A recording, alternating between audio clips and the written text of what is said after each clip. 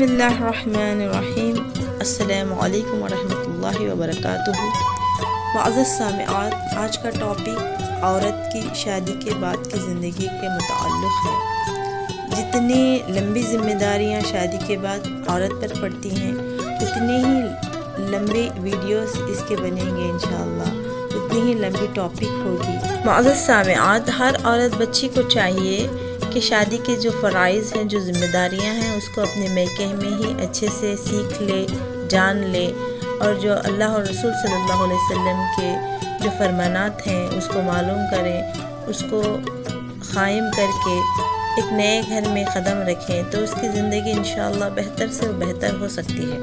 اب جو ویڈیوز بننے والے ہیں وہ ہر عورت بچی کو سننا چاہیے، ان کے لیے بہت فائدہ مند ہوگا، تو آپ ضرور سماعت کریں، انشاءاللہ بہت فائدہ مند باتیں ہوں گی۔ تو آج کا ٹاپک ہے عورت شادی کے بعد۔ جب لڑکی بالغ ہو جائے تو ماں باپ کو لازم ہے کہ جلد از جلد مناسب رشتہ تلاش کر کے اس کی شادی کر دیں۔ رشتے کی تلاش میں خاص طور سے اس بات کا دھیان رکھنا بے حد ضروری ہے کہ ہرگز کسی بد مذہب کے ساتھ رشتہ نہ ہو، بلکہ دیندار اور پابند شریعت کو اپنی رشتہ داری کے لیے منتخب کریں۔ بخاری و مسلم کی حدیث ہے کہ رسول اللہ صلی اللہ علیہ وسلم نے فرمایا کہ عورت سے شادی کرنے میں 4 چیزیں دیکھی جاتی ہیں: ایک دولت مندی، دوسرا خاندانی شرافت، تیسرا خوبصورتی، چوتھا دینداری۔ لیکن دینداری کو ان سب چیزوں پر مقدم سمجھنا چاہیے، یعنی سب سے زیادہ اہمیت دینداری کو دینا چاہیے۔ اولاد کی تمنا اور اپنی ذات کو بدکاری کی نیت سے بچانے کے لیے نکاح کرنا سنت اور بہت بڑے اجر و ثواب کا کام ہے۔ اللہ تعالیٰ نے قرآن شریف میں فرمایا وَأَنكِحُوا الْأَيَامَ مِنكُمْ وَالصَّالِحِينَ مِنْ عِبَادِكُمْ وَإِمَائِكُمْ، پارہ 18 رکو نمبر 3، یعنی تم لوگ بے شوہر والی عورتوں کا نکاح کر دو اور اپنے نیک چلن غلاموں اور لونڈیوں کا نکاح کر دو۔ حدیث شریف میں ہے کہ تورات شریف میں لکھا ہے کہ جس شخص کی لڑکی 12 برس کی عمر کو پہنچ گئی اور اس نے اس لڑکی کا نکاح نہیں کیا اور وہ لڑکی بدکاری کے گناہ میں پڑ گئی تو اس کا گناہ لڑکی والے کے سر پر بھی ہوگا۔ دوسری حدیث میں ہے کہ حضور صلی اللہ علیہ وسلم نے فرمایا کہ اللہ تعالیٰ نے 3 شخصوں کی امداد اپنے ذمہ کرم پر لی ہے۔ ایک وہ غلام جو اپنے آقا سے آزاد ہونے کے لیے کسی قدر رقم ادا کرنے کا عہد کرے اور اپنے عہد کو پورا کرنے کی نیت رکھتا ہو۔ دوسرا خدا کی راہ میں جہاد کرنے والا۔ تیسرا وہ نکاح کرنے والا یا نکاح کرنے والی جو نکاح کے ذریعے حرام کاری سے بچنا چاہتا ہو۔ معزز سامعات، عورت جب تک اس کی شادی نہیں ہوتی اپنے ماں باپ کی بیٹی کہلاتی ہے، مگر شادی ہو جانے کے بعد عورت اپنے شوہر کی بیوی بن جاتی ہے اور اب اس کے فرائض اور اس کی ذمہ داریاں پہلے سے بہت زیادہ بڑھ جاتی ہیں۔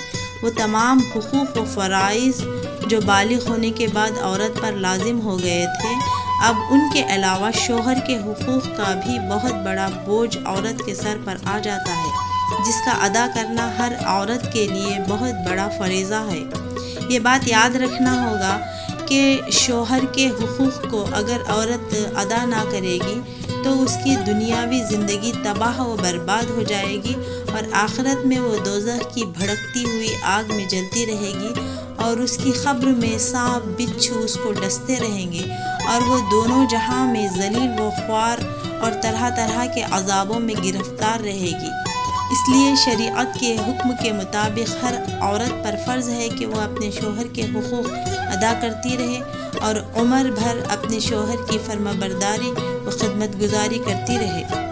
معزز سامعات، اللہ تعالیٰ نے شوہروں کو بیویوں پر حاکم بنایا ہے اور بہت بڑی بزرگی دی ہے، اس لیے ہر عورت پر فرض ہے کہ وہ اپنے شوہر کا حکم مانے اور خوشی خوشی اپنے شوہر کے ہر حکم کی تابعداری کرے، کیونکہ اللہ تعالیٰ نے شوہر کا بہت بڑا حق بنایا ہے۔ یہ بات یاد رکھنے کی ہے کہ اپنے شوہر کو راضی و خوش رکھنا بہت بڑی عبادت ہے اور شوہر کو ناخوش اور ناراض رکھنا بہت بڑا گناہ ہے۔ رسول اللہ صلی اللہ علیہ وسلم نے فرمایا ہے کہ اگر میں خدا کے سوا کسی دوسرے کے لیے سجدہ کرنے کا حکم دیتا تو میں عورتوں کو حکم دیتا کہ وہ اپنے شوہروں کو سجدہ کرتی رہے۔ سبحان اللہ۔ معزز سامعات، حدیث کا مطلب یہ ہے کہ مشکل سے مشکل اور دشوار سے دشوار کام کا بھی اگر شوہر حکم دے، جب بھی عورت کو شوہر کی نافرمانی نہیں کرنی چاہیے بلکہ اس کے حکم کی فرمانبرداری کے لیے اپنی طاقت بھر کمر بستہ رہنا چاہیے۔ اور رسول اللہ صلی اللہ علیہ وسلم کا یہ بھی فرمان ہے کہ جب شوہر بیوی کو اپنے بچھونے پر بلائے اور عورت آنے سے انکار کر دے اور اس کا شوہر اس بات سے ناراض ہو کر سو رہے تو رات بھر خدا کے فرشتے اس عورت پر لعنت کرتے رہتے ہیں۔ معزز سامعات، ان حدیثوں سے سبق ملتا ہے کہ شوہر کا بہت بڑا حق ہے اور ہر عورت پر اپنے شوہر کا حق ادا کرنا فرض ہے۔ شوہر کے حقوق بہت زیادہ ہیں، لیکن یہ چند حقوق بہت زیادہ قابل لحاظ ہیں۔ اگر عورت شادی کے بعد ان پر قائم رہے اور ان پر عمل کرے تو اس کی زندگی خوشگوار بن سکتی ہے۔ عورت بغیر اپنے شوہر کی اجازت کے گھر سے باہر کہیں نہ جائے، نہ اپنے رشتہ داروں کے گھر نہ کسی دوسرے کے گھر۔ شوہر کی غیر موجودگی میں عورت پر فرض ہے کہ شوہر کے مکان اور مال و سامان کی حفاظت کرے اور بغیر شوہر کی اجازت کے کسی کو بھی نہ مکان میں آنے دے، نہ شوہر کی چھوٹی بڑی چیز کو کسی کو دے۔ شوہر کا مکان اور مال و سامان یہ سب شوہر کی امانتیں ہیں اور بیوی ان سب چیزوں کی امین ہے۔ اگر عورت نے اپنے شوہر کی کسی چیز کو جان بوجھ کر برباد کر دیا تو عورت پر خیانت کرنے کا گناہ لازم ہوگا اور اس پر خدا کا بہت بڑا عذاب ہوگا۔